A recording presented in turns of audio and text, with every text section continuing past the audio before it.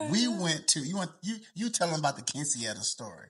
No, I would love to hear your version of this. It ain't no version. It's the facts. Okay, so I'm gonna tell you guys my version. We don't have time to do but two you know versions. why? Because we have two different perspectives. All right. You're proving that we're not the same, so it's all good. So our daughter had a quinceañera to go to that she was invited to over the weekend. So, I'm getting her ready, hair, lashes, outfit, the whole thing.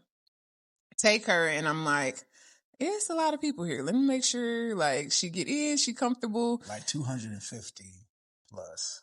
Easy. So I walk in and I just have on like a sweater and some jeans. So she's dressed up because, quinceañera is like a dressier event. And so she's like, Mom, I don't see, all my other friends from class. I said, well, okay, let's go find, your friend whose party it is, so you can at least say hi and we'll kind of walk around and see if we find anybody.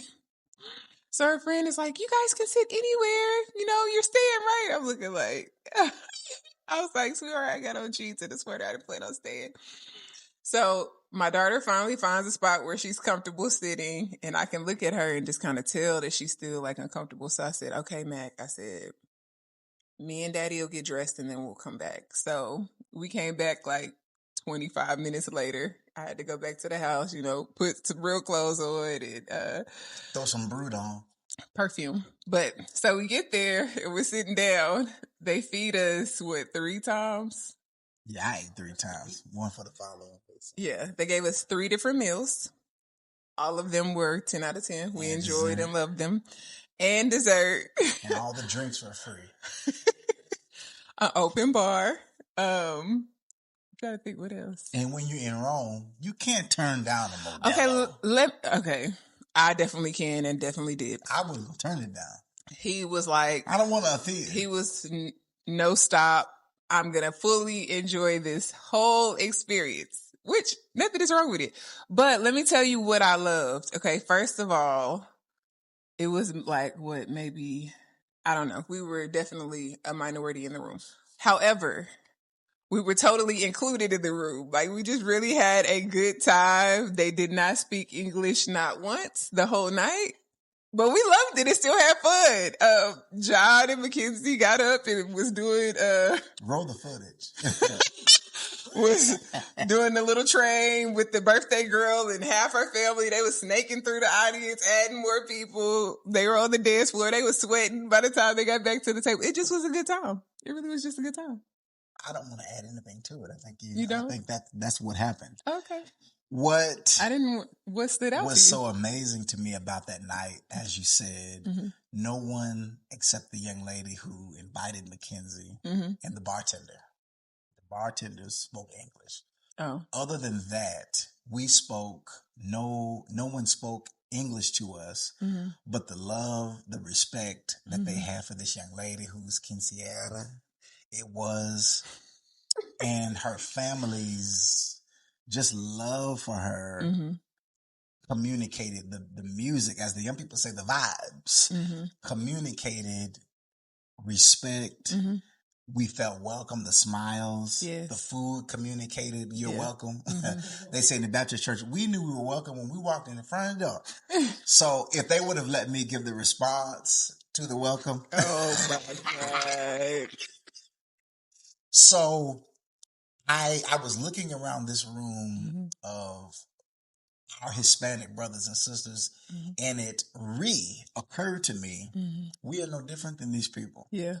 We don't speak the same language. Right. We don't have the same food, culture, traditions, dishes, but we both are strangers in a foreign land. Our oppressor sees us both the same, as a threat, as a nuisance, as disposable. And so even though we didn't speak the same language, I felt at one with my Hispanic brothers and sisters. And I said, before the year is out, we're going to find another quinceañera. And I'm going to have some square toe cowboy boots on. I'm going to have a plaid shirt with a bubble vest and a cowboy hat. And I've never had Modelo's before Saturday night, but bring me another Modelo. I gotta show you the picture. I literally was like, what's happening right now? I'm so The lady walked confused. up to us and was like, she had the drinks in her. Yeah, they kept serving us all night. I was like, I'm fine. And I was like, I turned back around. It's 2 Modelo's on the table. I'm like, we don't even drink this. What's happening? I must become all things to all men that I might. So I asked the lady, like, I put my wallet out, like, how much? She was like, no. I was like, what? I said, we can't disrespect the woman, the honoree on tonight. She would want us on her 15th birthday. On her 15th birthday. She would want us. That's what she I don't want to offend. Interesting. So that's how you anyway, they had roasted smothered chicken. Mm-hmm. Then the next meal was... It kind of tasted like Marry Me chicken. That's probably what I would classify it as, with some really good mashed potatoes. And they weren't instant. They were actually fresh mashed potatoes. I could tell. Some fresh steamed vegetables that were steamed appropriately. They weren't mushy. They still had texture. They had good flavor. Moving on.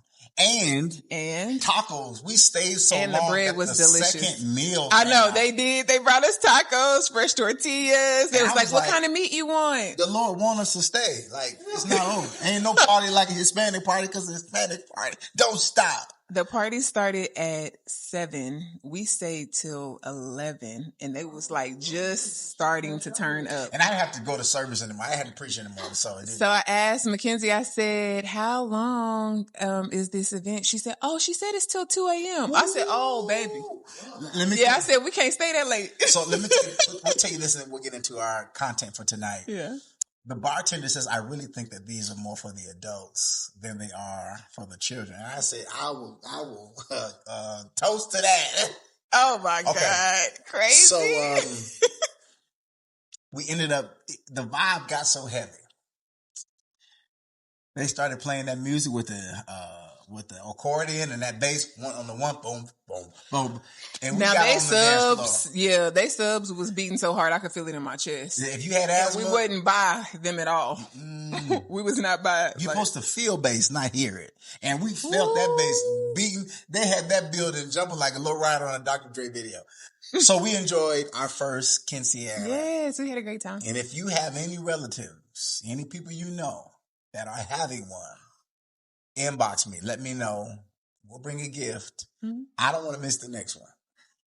I had a... Okay.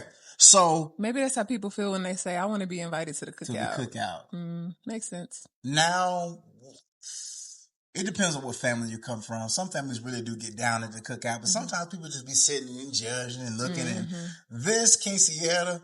It was a good time. Then we got on the floor after the train was over. We're standing on the floor and I'm listening to the next instructions as if I can understand them. I'm really just trying to discern what he's saying. And everybody gets in the line. So me and Matt get in the line and I'm like, she's like, what are we going to do? I said, we're just going to do whatever they do.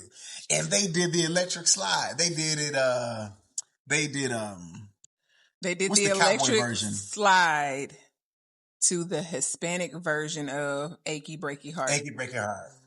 I was like, oh, I know these moves. Yeah, because we knew the beat. I knew the beat, and I was like, oh, that's Achy Breaky Heart. Oh, but they're singing it in Spanish. Okay, cool. So you don't need to know the lyrics when the vibe is the same.